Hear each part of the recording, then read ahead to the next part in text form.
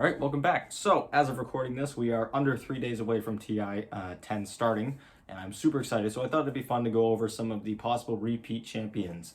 Of course, because OG has won 2 in a row now with the same squad. We have 3 of them coming back for possible 3-time repeat champions. Whereas we have a bunch of other players, 6 in total, coming back looking for their second title. So yeah, I thought it'd be fun to kind of go back, look at all of their previous TIs, look at the ones that they won too, and just kind of look back on it because, you know, we got time to kill. So starting off, of course, we have what remains of the TI8, TI9 OG stack. Starting off with No Tail, who is coming in again with Team OG. His first TI was TI3, where he finished 7th and 8th place. Little did he know that he wouldn't get past that point for quite some time. TI4, he drops down to 13th to 14th place. That was, of course, the year where the International had that weird format. So it wasn't 13th to 16th place. It was 13th to 14th. It was a weird year for Dota. TI5, they come in and they finish 9th to 12th place. TI6, they come in as heavy favorites and they finish in the exact same place, 9th to 12th place. TI7, once again, coming in as favorites, and they do a little bit better. He gets himself back up to where he was when he first played, which is 7th and 8th place, but he finally breaks through. TI8 and TI9 comes in first place in a miraculous set of runs. So miraculous, everyone called it a fluke the first time until they did it again. And some people are still out here calling OG a fluke, which is ridiculous. Let's all act surprised if they somehow win this year's TI, right? Next up, we have Seb. Of course, the remaining 2 team players coming in as possible 3-time champions are from OG, and they are coming in as OG players. Seb's first TI, as a player at least, was TI2, where he finished 13th to 16th place. He lost in the very first round of the lower bracket. As a coach, however, he finished 9th to 12th place. Of course, this is still with OG, so he has the same results as No Tail for TI6 and TI7. And then TI8, he comes in as a player, and that's when they win, of course. Thompson, he's won both TIs he's played in. This guy has a 100% TI win rate. But surprisingly, he's not the only player with a 100% TI win rate. We'll get to that. It was actually kind of surprising. I hadn't realized how many people had won on their first try. So yes, Thompson has played TI8 and TI9, and he's won both of them. He's looking for his 3rd row, and I think at this point, if they win, I think OG would become a dynasty. I don't know if that kind of applies. I know in traditional sports, if you win 3 in a row, you're considered a dynasty. I don't know if that's how it works in Dota. I guess time will tell. So for possible 2-time champions, the first one, Puppy. He is the only player to have attended every single international to this point. He's the only one left. Of course, Kuroki had also attended every single TI up until this year, where he got eliminated in the European qualifiers. So yes, Puppy started it with Na'Vi, where he won his first TI. That's going to be a common theme throughout this video. He wins TI1, he then finishes 2nd place in both TI2 and 3, then 7th and 8th place in TI4. He goes for a change, he leaves Na'Vi, and that's when he makes Team Secret, where they come in as favorites for TI5 and they finish 7th and 8th place. So it seems like favorites over the years have traditionally not done super well at TI. Again, coming in as pretty top contenders at TI6, they finished even worse. They finished in the first round of the lower bracket, finishing in 13th to 16th place. TI7, they finished 9th to 12th place, getting knocked out by Team Liquid and Kuroki.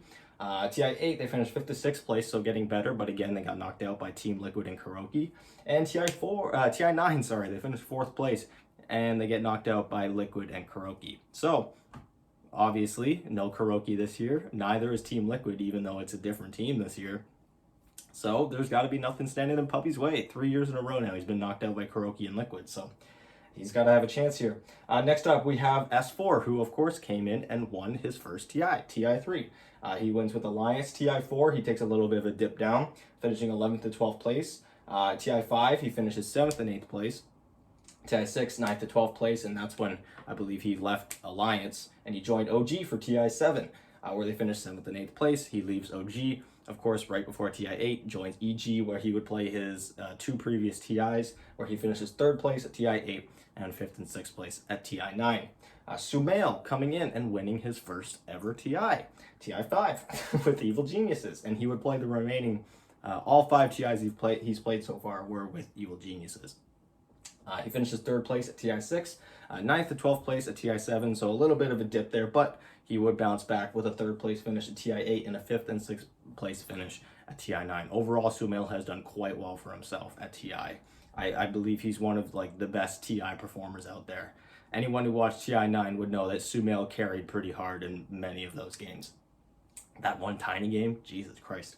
Next up, Faith Beyond. I'm actually going to put him together with Y, aka Innocence, who are both coming in as players that won their first ever TI. That was with Wings Gaming at TI 6, and they haven't played at an international since. So they're coming back with PSG.LGD. And yeah, they have a 100% win rate on TI as well, even though they haven't been there for 5 years or 4 TIs. They haven't lost a TI technically, so they'll see if they can keep that going. And last up, we have Matumba Man coming in with Team Secret.